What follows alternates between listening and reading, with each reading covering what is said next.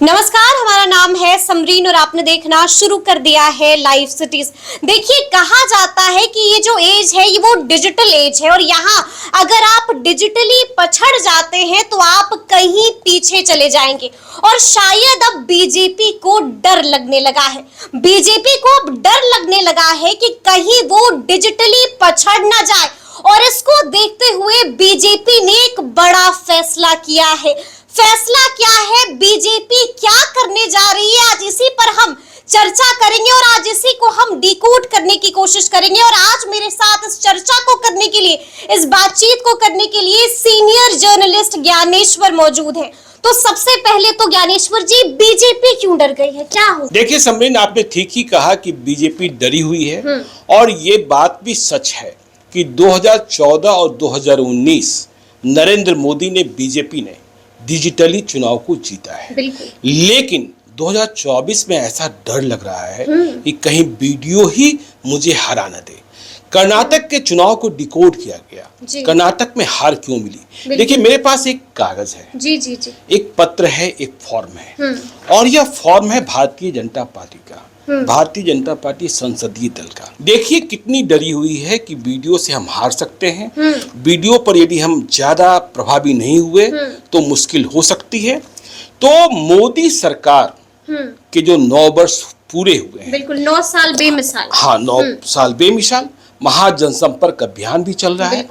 तो बीजेपी ने अपने सारे सांसदों को कहा है, एमपीज को, कि ऐसा है आप अपने क्षेत्र में जो भी सोशल मीडिया इन्फ्लुएंसर्स हैं और जो भी यूट्यूबर्स हैं उनके साथ मीटिंग कीजिए, उनके साथ दोस्ती बढ़ाइए। और ये जो फॉर्म है इसे भरकर भेजने को कहा गया है बीजेपी हेडक्वार्टर को। अच्छा, इस फॉर्म में है क्या? देखिए, अब इसमें कई कॉलम्स हैं। लोकसभा क्षेत्र का नाम है, किस तारीख को आप मीटिंग कर रहे हैं, कहाँ मीटिंग कर रहे हैं, कितने बजे आपने मीटिंग की, कितने लोग मौजूद रहे, सोशल मीडिया इन्फ्लुएंसर्स और यूट्यूबर्स, इसमें जो लोग मौजूद रहे हैं वैसे लोगों की संख्या कितनी रही जो मोदी सरकार के पक्ष में है। मतलब मोदी सरकार के पक्ष में वीडियो चलाते हैं। जो न्यूट्रल हैं, तटस्थ हैं, वैसे कितने लोग मौजूद रहे। और जो विपक्ष की बात को तेजी से उठाते हैं उनकी संख्या क्या रही, इस पर गौर किया जा रहा है। तो समझिए डर कैसा है। इसे हम यह भी कह सकते हैं कि रवीश कुमार, अजीत अंजुम, पुण्य प्रसून वाजपेयी, ध्रुव राठी जैसे यूट्यूबर्स से सरकार डर गई है और टिप्पणी और अनुभव लिखने को कहा गया है। देखिए ऐसी बातें क्यों हो रही है। देखिए, मैं आपको 2 उदाहरण समझाता हूँ, 2019 और 2020। बिहार की ही बात करता हूँ। 2019 में खगड़िया लोकसभा क्षेत्र, वहां लग रहा था कि महागठबंधन के उम्मीदवार मुकेश सहनी चुनाव जीत जाएंगे और महबूब अली कैसर लोजपा के हार जाएंगे और बीजेपी के नेताओं को भी यही विश्वास था।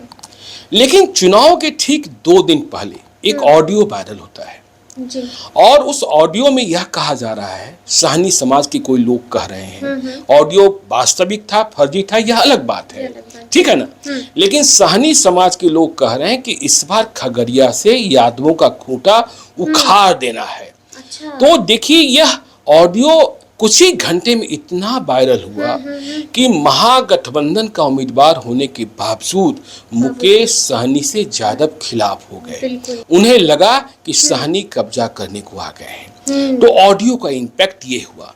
2020 की बात करते हैं। 2020 में बिहार विधानसभा चुनाव कराए जा रहे थे और जो पहले चरण का चुनाव हुआ तो लगा कि एनडीए खत्म हो जाएगी। तब नीतीश कुमार एनडीए के साथ थे और उधर राजद, कांग्रेस, वामपंथ का गठबंधन था। नतीजे भी ऐसे ही आए। तो इसी बीच पहले चरण का चुनाव समाप्त होने के बाद एक वीडियो तेजी से वायरल होना शुरू हुआ। क्या वीडियो था? वीडियो शायद वैशाली जिले का था, कितना सही कितना गलत नहीं पता। लेकिन वीडियो क्या था कि 2 बाइक पर कुछ बुजुर्ग लोग जा रहे हैं और ये जो बुजुर्ग लोग हैं उन्हें कुछ लोग रोकते हैं जिन्होंने आरजेडी की टोपी पहन रखी है, लड़के हैं, और इन बुजुर्गों के साथ मारपीट करते हैं। अब यह वीडियो 24 से 48 घंटे में व्हाट्सएप पर ऐसा वायरल हुआ और इसके बाद बीजेपी की जितनी सभाएं हुई उसमें इसकी चर्चा हुई। आपने वो देखा? क्या आप बिहार में फिर से जंगल राज की वापसी चाहते हैं?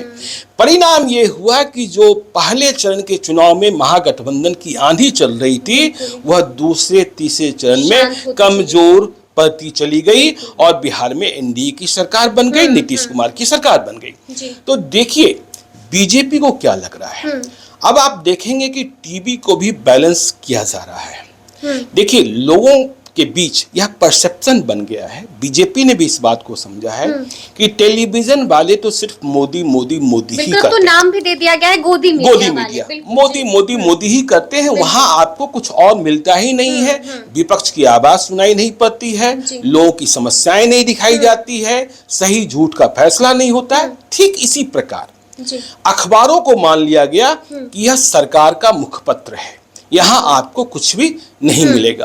तो लोग मोदी मोदी, अब देखिए बीजेपी ही कह रही है इतना मोदी मोदी मत करो, ठीक है ना, बैलेंस करो। इसलिए देखिए मैं दिल्ली से लौटा हूं परसों ही, हमने दिल्ली में हलचल देखी कि मोदी मोदी दिन भर चिल्लाने वाले लोगों को बैलेंस बनाने के लिए कहा जा रहा है। कई बड़े पत्रकारों के इस्तीफे लिए जा रहे हैं या उन्हें सुधरने को कहा जा रहा है।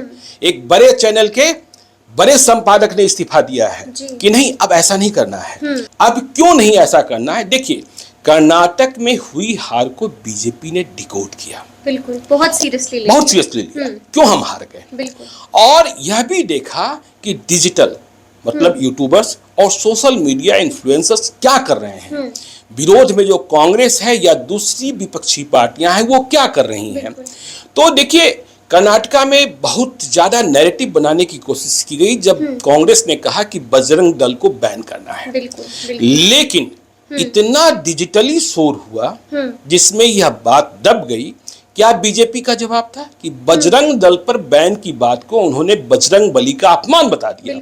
लेकिन डिजिटली इतना साउंड तेज उठा कि यह बात स्थापित नहीं हो पाई कि बजरंग दल पर बैन बजरंग बली का अपमान है। मतलब लोगों को समझाया गया, इतने वीडियोज आए, यहाँ बीजेपी पिछड़ गई, ठीक है। फिर आपने देखिए वहीं क्या हुआ कि एक नैरेटिव क्रिएट कर दिया गया कि बीजेपी नरेंद्र मोदी कहते हैं हम भ्रष्टाचार के खिलाफ हैं, लेकिन वहां एक नारा चला 40 सरकारा, ठीक है। 40 सरकारा का मतलब कि कर्नाटक की भाजपा सरकार जो है 40% कमीशन खाती है विकास योजनाओं में, और ये नैरेटिव स्थापित हो गया, ठीक है। अभी देखिए महाराष्ट्र में जहां शिवसेना के दूसरे गुट और बीजेपी की सरकार है एकनाथ शिंदे के साथ, वहां एक नारा बहुत पॉपुलर हो रहा है, खोखा सरकार, खोखा सरकार।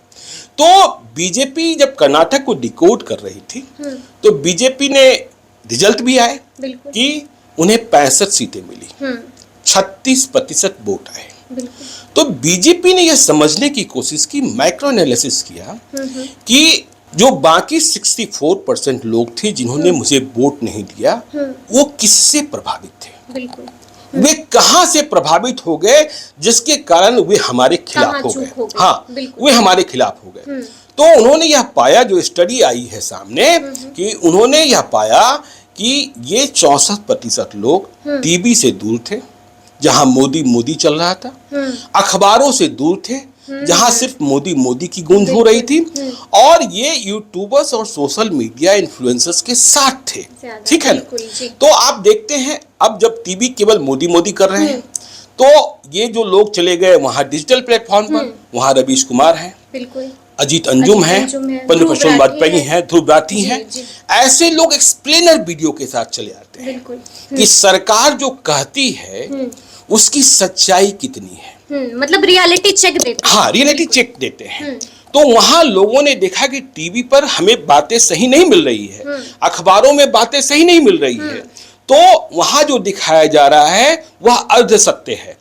और इधर से भी बात आई तो लोग इधर मुखातिब होते चले गए। तो बीजेपी ने यह महसूस किया कि डिजिटल स्पेस में हमारा पछड़ते जो चले जा- पक्ष है जी, वह कमजोर। कमजोर होता जा रहा है। तो यह चिंता की बात हुई। बिल्कुल। और देखिए कांग्रेस ने क्या किया या विपक्षी दलों ने क्या किया कि जैसे कर्नाटक में नरेंद्र मोदी की रैली हो रही थी, तो जितने टीवी वाले थे, अखबार वाले थे, वह यह दिखा रहे थे कि बहुत ही शानदार बहुत रैली भव्य हुई। तरीके हाँ, से खूब भीड़, खूब भीड़, जयकार, बिल्कुल, मोदी ही बिल्कुल। सब कुछ हैं, इस तरीके की बखान, इस तरीके की चर्चा हो जो रही थी। पहले लोगों को बहुत अच्छा लगता हाँ, जो था। पहले लोगों को बहुत अच्छा लगता था। जी। तो लेकिन क्या अब कांग्रेस पार्टी उसके डिजिटल प्लेटफॉर्म भी मजबूत हो गए हैं, या फिर उनके पक्ष में जो सोशल मीडिया इन्फ्लुएंसर्स हैं उन्होंने इन रैलियों में, जो मोदी की रैली हुई या अमित शाह की रैली हुई, वहां अपने लोग घुसा दिए और उन्होंने उस स्पेस को तलाशा जहां भीड़ नहीं थी, जहां कुछ लोग गुस्साए हुए थे। तो जैसे ही मोदी की रैली ब्रॉडकास्ट हुई वैसे ही ये वीडियोस भी आ गए। जी। तो लोगों ने यह समझा ये टीवी वाले तो सिर्फ कुछ भीड़ और भीड़ दिखा दिखा रहे रहे हैं, हैं। बिल्कुल। और फिर देखिए क्यों सरकार को लग रहा है कि यदि हम वीडियो पर पकड़ नहीं बनाए, सोशल मीडिया इन्फ्लुएंसर्स और ये वीडियो वाले यूट्यूब वाले मेरे साथ नहीं आए तो परेशानी हो जाएगी। बिल्कुल। क्योंकि सरकार कहती है, जो आपने कहा 9 जी। साल बेमिसाल, बिल्कुल। ठीक है। तो अब जिन स्कीम्स के बारे में, जिन लाभुकों के बारे में, बेनिफिशरीज के बारे में ये बातें कर रहे हैं, वहां सोशल मीडिया इन्फ्लुएंसर्स और यूट्यूबर्स चले जा रहे हैं। मतलब वो रियलिटी चेक दिखा रहे हैं कि हाँ, क्या हो रहा हाँ, है, क्या हो रहा है, जमीनी हकीकत, जमीनी हकीकत हो रहा है। बिल्कुल। तो इसलिए इन सांसदों को कहा गया कि आप जो यूट्यूबर्स हैं, सोशल मीडिया इन्फ्लुएंसर्स हैं, उनके साथ दोस्ती बढ़ाइए। जो आपके खिलाफ हैं उन्हें अपने पक्ष में लीजिए, उनकी क्या शिकायतें हैं, उनकी क्या चाहत है, उसको नोट कीजिए और इस पर चर्चा होनी चाहिए और इसकी रिपोर्ट आप दिल्ली को भेजिए। तो देखिए ये बड़ी बात। और आपको एक बात बताएं कि अभी पिछले ही हफ्ते दिल्ली में बीजेपी और सरकार के लिए जो नीति निर्धारण करने वाले लोग हैं, उन्होंने बड़े सोशल मीडिया इन्फ्लुएंसर्स और यूट्यूबर्स को, इसके साथ ही टीवी वालों को भी बुलाया। टीवी वालों को कहा गया बहुत मोदी मोदी मत कीजिए। देखिए क्रेडिबिलिटी जाती जा रही है। हाँ, जा रही है, लोगों का भरोसा हाँ, उठ रहा है जी। और सोशल मीडिया इन्फ्लुएंसर्स और यूट्यूब वालों ने कहा कि देखिए जहां व्यूज की बात है, जहां दर्शकों की बात है, बिल्कुल। पहले जब हम नरेंद्र मोदी की रैली को लाइव करते थे तो बहुत बड़ी संख्या में लोग देखने को उमड़ पड़ते थे, लेकिन अब वैसी स्थिति नहीं रह गई है। और जब विपक्ष के नेताओं को लाइव कर देते हैं तो उनमें दर्शक अधिक हो जाते हैं। तो ये खतरे की घंटी है। बीजेपी ने भी समझा ये खतरे की घंटी है। क्यों ऐसा हो रहा है? चाहे अखिलेश यादव को दिखाते हो, चाहे ममता बनर्जी को दिखाते हो, राहुल गांधी को दिखाते हो, चाहे तेजस्वी यादव को दिखाते हो। हमने देखा भी है भारत जोड़ो यात्रा में हर एक अलग अलग तरीके से राहुल गांधी की वीडियोस वायरल हुई। कभी बारिश हो रही है, वो बैठे हुए, तो लोग उसको काफी, मतलब चंद घंटों में कितने मिलियंस लाइक। फिर देखिए उस बैठक में यह बात चर्चा में आई कि हमारी टीम में जी कौन रवीश कुमार जैसा जवाब देने वाला है डिजिटल प्लेटफॉर्म पर, अजीत अंजुम की तरह जवाब देने वाला है, पुण्य प्रसून वाजपेयी की तरह जवाब देने वाला है, अभिषाद शर्मा की तरह जवाब देने वाला है, साक्षी जोशी की तरह जवाब देने वाला है, और अब तो और भी कई चेहरे आ गए हैं। तो ये बड़ी चुनौती बीजेपी समझ रही है कि वीडियो चुनाव हरा सकता है, चुनाव जिता सकता है। और जब हम चुनावी मोड में जा रहे हैं, ऐसे वीडियोज आएंगे तो वह परेशानी का सबब। इसलिए जो सोशल मीडिया इन्फ्लुएंसर्स हैं, टीवी पर भरोसा कम हो गया है लोगों का। कर्नाटक का चुनाव यह बताता है कि जो 64% लोगों ने वोट नहीं दिया बीजेपी को, वो टीवी से दूर थे, वो अखबारों से दूर थे। और आपको हम बताएं, मैं दिल्ली की एक कॉलोनी में गया था, करीब 1200 फ्लैट हैं उसमें। तो कई लोगों से मिला, जानने वाले लोगों से। कोविड के पहले उस 1200 फ्लैट में करीब 1500 अखबार आते थे। एक घर में कई लोग कई अखबार लेते हैं, और अखबार देने वाला संयोग से बिहार का ही है। तो उससे भी बातचीत हुई। अब यह अखबार जो है उसकी संख्या 100 के करीब आसपास रह गई है। 1500 से 100 के करीब, हाँ, 100 से 150 के आसपास। और उसमें भी हिंदू जैसे अखबार, जिसे आपको पता है कि आईएएस की तैयारी करने वाले लोग, यूपीएससी की तैयारी करने वाले लोग लेते हैं। तो अखबार सीमित होते जा रहे हैं, टीवी पर भरोसा खत्म होता जा रहा है। यदि आप दिन भर मोदी मोदी हिंदू मुसलमान करेंगे तो कहां भरोसा रह जाएगा। इसलिए टीवी वालों को कहा गया कि नहीं, आप ऐसा कीजिए, थोड़ा बैलेंस कीजिए, ताकि आपकी जो क्रेडिबिलिटी है, विश्वसनीयता है, वह थोड़ी बरकरार रहे, और तब आप दिखाइएगा तो लोगों को भरोसा होगा। नहीं तो दिन भर मोदी मोदी कीजिएगा तो लोगों का भरोसा खत्म होगा, और रवीश कुमार, अजीत अंजुम, साक्षी जैसे लोग अपना प्रभुत्व बढ़ाते जाएंगे। देखिए, वो एक्सप्लेनर लेकर आते हैं, 8 मिनट का वीडियो, 10 मिनट का वीडियो, 15 मिनट का वीडियो, इधर से उसका जवाब देने वाला कोई हाँ, मतलब इस तरीके का चेहरा नहीं है। मतलब ये तो वही बात हो गई कि 2014 में जो लहर थी और कहा जाता था कि बीजेपी से अच्छा कोई समझता नहीं है सोशल मीडिया के। हाँ, लेकिन आज की तारीख बीजेपी, हाँ, बीजेपी के लिए परेशानी का कारण बना हुआ है। तो बीजेपी ने अपने सारे सांसदों को कहा है कि आप अपने क्षेत्र के जितने सोशल मीडिया इन्फ्लुएंसर्स हैं, जो फेसबुक पर, ट्विटर पर, यूट्यूब पर, इंस्टाग्राम पर एक्टिव हैं, उनके साथ अपनी दोस्ती बढ़ाइए। जो विपक्ष में हैं उन्हें अपने साथ लीजिए, नहीं तो कोई एक सा वीडियो चल जाएगा और पूरा खेल खराब हो जाएगा। तो देखा आपने, देखिए कहा जाता है कि बीजेपी अपनी गलतियों को जल्द स्वीकार भी करती है और उसको तुरंत में जो है इंप्रूव भी करने की कोशिश करती है। और ये जो आज हमारी पूरी चर्चा है वो इसी के इर्द गिर्द थी कि किस तरह से बीजेपी को एहसास हो गया है कि अगर ऐसा नहीं किया गया तो उनका खेल बिगड़ सकता है और 2024 में बड़ा नुकसान हो सकता है। तो ये पूरी बातचीत आपको कैसी लगी है हमें कमेंट करके जरूर बताइएगा। तो इस तरह के तमाम अपडेट्स के लिए ऐसे ही हमारे साथ बने रहिएगा और देखते रहिएगा लाइव सिटी। शुक्रिया।